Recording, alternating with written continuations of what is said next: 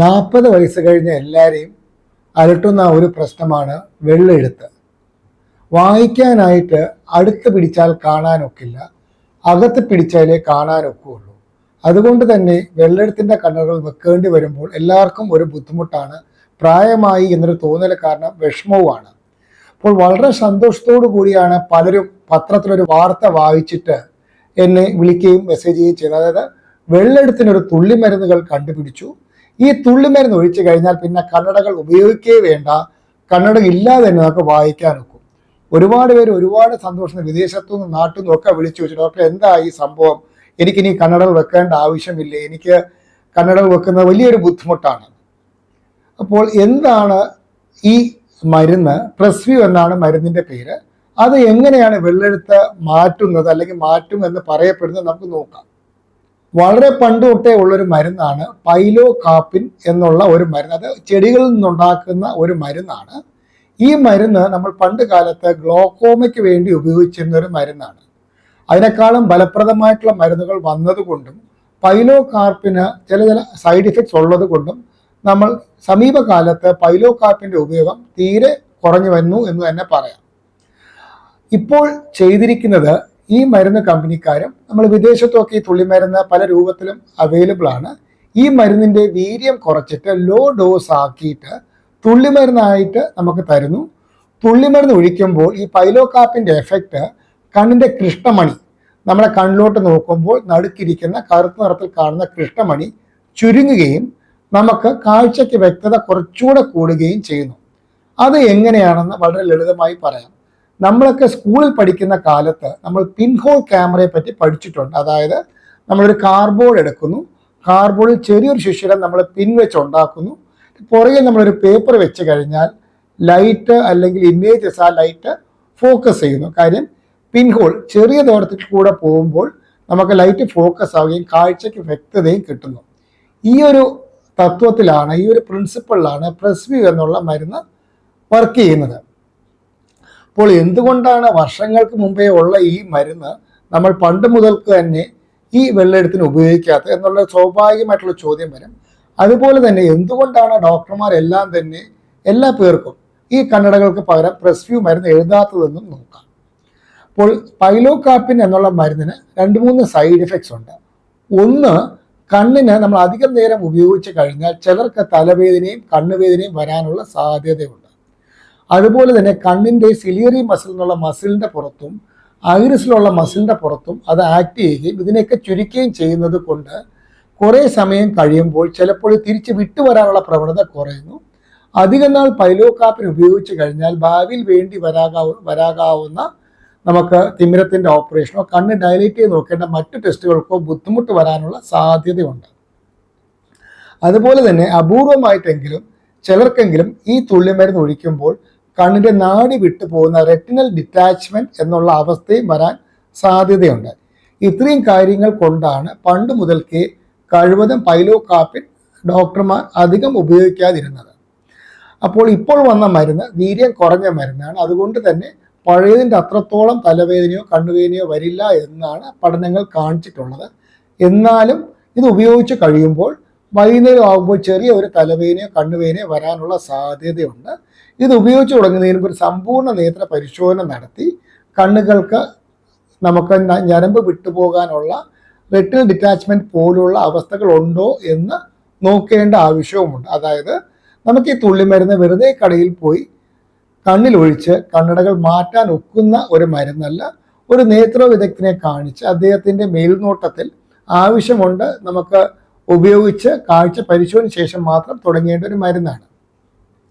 ഈ മരുന്ന് ഏറ്റവും കൂടുതൽ പ്രയോജനം ചെയ്യാൻ പോകുന്നത് അടുത്തുള്ള ഒരുപാട് കാഴ്ച വേണ്ടവർക്കല്ല, കുറച്ച് ദൂരത്തിൽ നിന്ന് കമ്പ്യൂട്ടറോ മൊബൈലോ നോക്കുന്നവർക്ക്, ഒരു 40 തൊട്ട് 45 വയസ്സിനിടയ്ക്കുള്ളവർക്ക് ചിലപ്പോൾ ഇത് പ്രയോജനം ചെയ്യാനായിട്ടുള്ള സാധ്യതയുണ്ട്. അത് നമ്മൾ ഈ പത്രത്തിൽ കണ്ടതുപോലെ വെള്ളെഴുത്തിനൊരു ശാശ്വത പരിഹാരമോ വെള്ളെഴുത്തുള്ള എല്ലാവർക്കും കണ്ണടകൾ മാറ്റാനോ ഒക്കുന്ന ഒരു മരുന്നല്ല നിർഭാഗ്യവശാൽ ഈ പ്രസ്വ്യൂ എന്നുള്ള മരുന്ന്.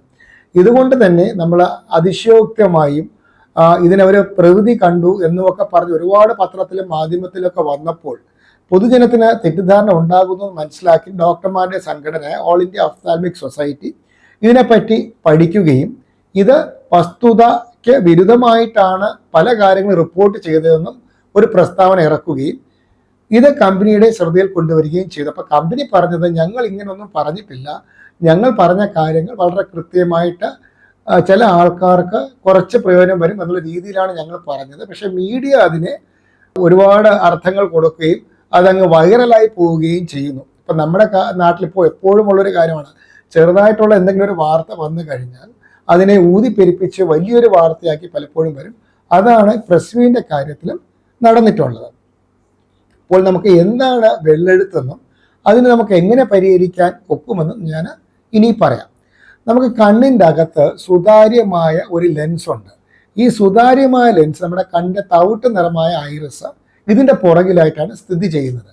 കണ്ണിൻ്റെ അകത്തോട്ട് സുതാര്യമായ കൃഷ്ണമണി, നമ്മുടെ ഏറ്റവും മുമ്പിലുള്ള സുതാര്യമായ കൃഷ്ണമണിയിൽ കൂടെ കടക്കുന്ന പ്രകാശരശ്മികൾ കണ്ണിൻ്റെ കൃഷ്ണമണിയിലൂടെ അകത്ത് കടന്ന് കണ്ണിൻ്റെ ലെൻസ് നാടിലോട്ട് ഫോക്കസ് ചെയ്യുന്നു. ഇങ്ങനെയാണ് നമുക്ക് കാഴ്ച കിട്ടുന്നത്.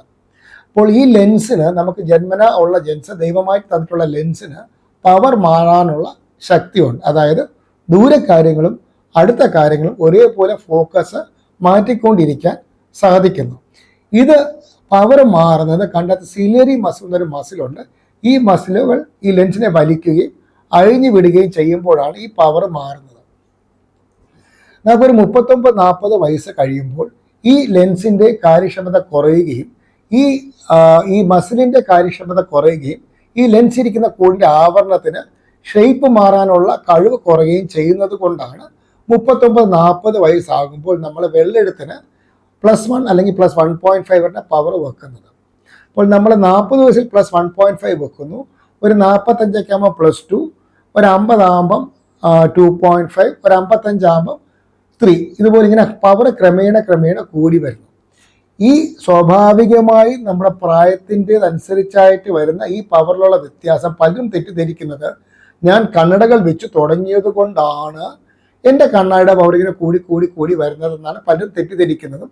അതുകൊണ്ട് തന്നെ പലപ്പോഴും കണ്ണടകൾ വെക്കാനായിട്ട് മടിക്കുകയും ചെയ്യുന്നത്. അതായത് കണ്ണടകൾ വെച്ച് കഴിഞ്ഞാൽ എൻ്റെ പവർ കൂടി വരും, അതുകൊണ്ട് ഞാൻ കണ്ണട വെച്ച് തുടങ്ങുന്നില്ല എന്ന് പോലും പലരും തീരുമാനം എടുക്കാറുണ്ട്. കണ്ണടകൾ വെച്ചാലും വെച്ചില്ലെങ്കിലും ഇപ്പോൾ നമ്മൾ ഒരു 40-45 നമ്മൾ ചെറിയൊരു നര വരെയുന്നു, 50 ആകുമ്പോൾ നര കൂടുന്നു, 60 ആകുമ്പോൾ ചിലപ്പോൾ പൂർണ്ണമായും നരച്ചു എന്നിരിക്കാം. ഡൈ ചെയ്താലും നര എവിടെ കാണും, ഡൈ അത് കവർ ചെയ്തു എന്നുള്ളത് പോലെ ഉള്ളൂ. അതുപോലെ തന്നെയാണ് കണ്ണടകൾ വെച്ചാലും വെച്ചില്ലെങ്കിലും നമുക്ക് പ്രായം കൂടുന്നതനുസരിച്ച് നരയും നമുക്ക് ചുളുകളൊക്കെ വരുന്ന പോലെ തന്നെ കണ്ണിൻ്റെ പവർ കൂടി വരുന്നു. അപ്പോൾ ഇതിനെ പരിഹരിക്കാനായിട്ട് നമ്മളെല്ലാം ഉപയോഗിക്കുന്നത് കണ്ണടകൾ തന്നെയാണ്. ഈ കണ്ണടകൾ 2 രീതിയിലാകാം. ബൈഫോക്കൽ കണ്ണടകളുമുണ്ട്, പ്രോഗ്രസീവ് കണ്ണടകളുമുണ്ട്. ബൈഫോക്കൽ കണ്ണട എന്ന് വെച്ചാൽ ബൈ എന്ന വാക്കിൻ്റെ അർത്ഥം 2ആണ്.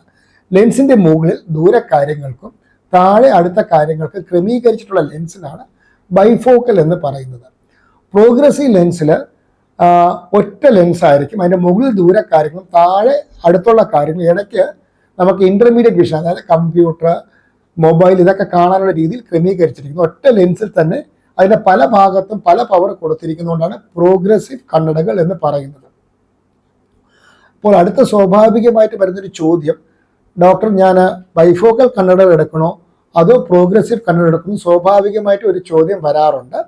ബൈഫോക്കൽ കണ്ണടകൾ വെച്ചാൽ നമുക്ക് ദൂരക്കാഴ്ചയും ഒരു ദിശയിലും അടുത്ത കാഴ്ചയും മാത്രമേ കിട്ടുകയുള്ളൂ.